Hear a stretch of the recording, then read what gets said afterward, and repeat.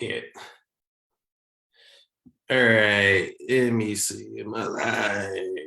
I am. All right. So just a few hours ago, I guess, I posted about the boy who cried wolf, essentially. In advertising, there are a lot of companies crying wolf. This sales letter right here on my screen, this is an example of crying wolf. Now, I want to make one thing very clear. I am an advocate for alternative health. Alternative health is a massive umbrella of herbs, supplements, lifestyle, diet, the way we treat our bodies. And I focus on health because what we have here in the United States, at least, is not health care. We have sick care. What does that mean? All right. Oh my God, I feel amazing. I've got more energy than I ever have. My libido is like when I was 15 years old. I'm just everything in sight.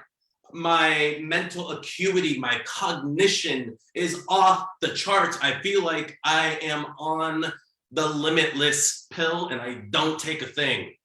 Right? So I feel amazing. Emotionally, I'm always at peak. I'm feeling happy, vibrant. Now, am I going to go to a doctor? Seriously, am I going to go to a doctor? All right, let's just play that out for a second. Ring, ring. I like to make an appointment. What's going on, sir? Oh, well, I'm feeling amazing, and this is my phone. I guess it's this now. This is old school. I'm feeling amazing. Here, I'll do it. You millennial stuff. I'm feeling amazing and I just want to see the doc so I can feel more amazing. Nobody did that ever. Because we go to the doctor when we don't feel good. We go to the doctor when we want a pill, antibiotic, or whatever it is, pain pills. We don't go to the doctor because we feel amazing. Therefore, we don't have health care. We have sick care. We have people going and getting a Band-Aid. So I'm not an advocate of America's sick care. I am an advocate of alternative medicine. And alternative medicine, my grandfather, Anthony Fischetti, the man who invented modern day supplementation, who pioneered in cold processing so that the supplements you take are alive and bioavailable. Why do we take a supplement? Because we're not getting enough nutrition from our food. And our food supply is dead. In 1978, Senator George McGovern released the dietary guidelines for the United States, which was quickly rescinded because the food companies started lobbying. That's when lobbyists from the food companies started going to Washington because McGovern wanted to put a Surgeon's General warning in 1978 on food, on the standard American diet. Ronald Reagan deregulated all kinds of things about food and allowed food companies to go public. And the moment food companies were allowed to go public, they're serving stockholders, not people. That's why we now have billion-dollar corporations that make ingredients that you can't pronounce that maintain shelf stability. There are 60 some odd kinds of MSG to addict you to these food-like substances. And that's exactly how the FDA now regulates them or classifies them as food-like substances. That's our diet. So supplementation is more necessary than ever before, right? Okay, so we need to protect that. Now, does supplementation heal or cure anything? Never. It never has, it never will. Can supplementation help replenish, replete what you are deficient in so that your body can repair itself and get back into homeostasis? Yes. Is this the key to reversing type 2 diabetes? Now, even if that were true, that's putting a bullseye on your campaign. This is a structure function claim. This is a cure healing claim. So I don't care how legit your solution is. You can't say that. Now, as I go into this copy, this is from a VSL. Actually, is the VSL still there? Yes. Yeah, and it's a typical ClickBank style VSL, right? If I can get it to play, there it is. Just for 1 second. As my wife slammed her foot on the brakes, I saw our lives flash right before our eyes. Oh my. Fear pulsated through my body. My first instinct was, are my grandchildren in the back seat going to be okay? After the impact of the crash and the commotion that took place in the ensuing seconds following, I turned my head around to check on my grandchildren. By God's grace. So go back here. This is lies. This is the boy who cried wolf. This is a company literally pissing on advertising. This is a money grab. This is a campaign that is not building a brand.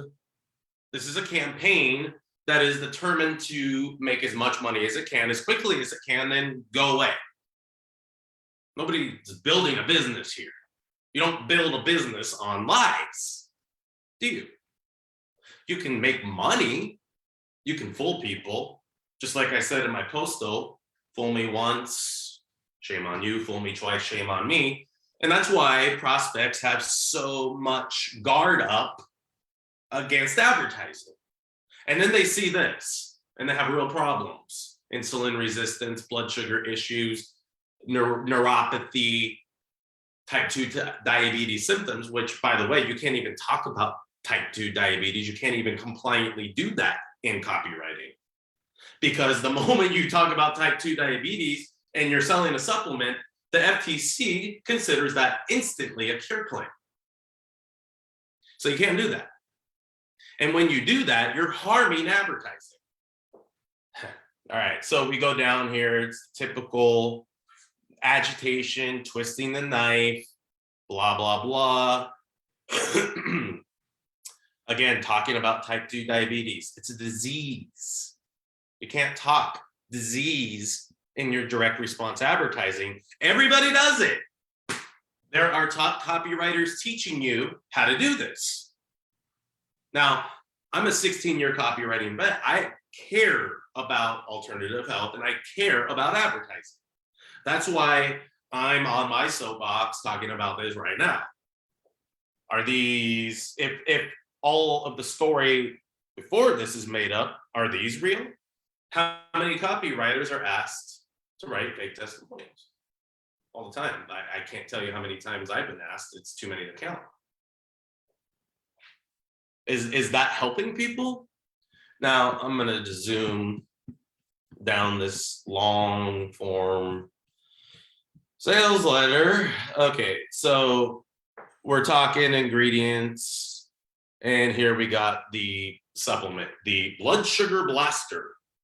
Okay, why is it called blood sugar blaster? Because when you have type 2 diabetes, that's diet, lifestyle, manifested diabetes created by the way you treat your body.